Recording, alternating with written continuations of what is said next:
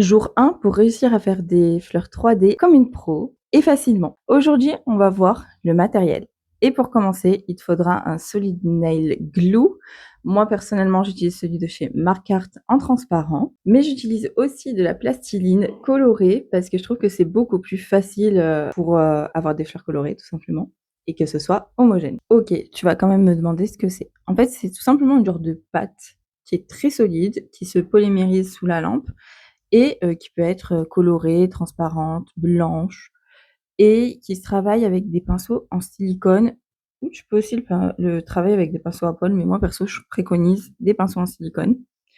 C'est assez similaire à la pâte à modeler, je dirais, et c'est vraiment solide, malléable, ça ne bouge pas. En parlant de pinceaux au silicone, moi je te préconise d'en prendre de bonne qualité. J'en ai pris au début des mauvaises qualités comme ceux-ci, ils sont tout souples, tout mous et franchement je vois la différence depuis que j'ai pris, des un peu plus robustes, plus chers, mais qui sont vraiment beaucoup mieux et encore je dis plus cher, mais c'est pas si cher que ça. Vous voyez la différence au niveau de la, solidité, de la dureté, du pinceau? C'est tellement mieux.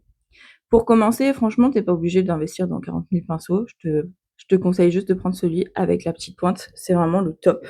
Pour commencer, en tout cas, tu peux tout faire avec. Ensuite, pour la coloration, il te faudra des semi-permanents ou des couleurs à airbrush.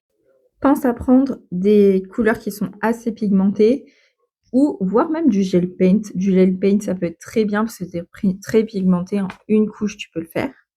Ensuite, munis-toi de petites éponges. Moi, perso, vous voyez, je vous ai fait une vidéo sur le rangement de mes éponges, mais quand je les utilise, les couleurs les plus utilisées, je les mets dans une petite boîte. Et ça, c'est grave cool. Donc, je vous recommande ça. Après, vous pouvez aussi le faire avec de la poudre. Enfin, en fait, il y a plein de couleurs, des techniques de coloration. Mais moi, je vous recommande celle-ci. Et pour terminer, on aura besoin d'une petite lampe UV portative de préférence pour que vous puissiez flasher vos pétales s'il y a des fleurs à plusieurs pétales ou même, des fois en été, c'est cool de flasher nos pétales parce que les pâtes peuvent, un peu, devenir un peu plus liquides, pas liquides, mais un peu plus malléables et donc c'est cool de pouvoir les flasher à chaque pétale.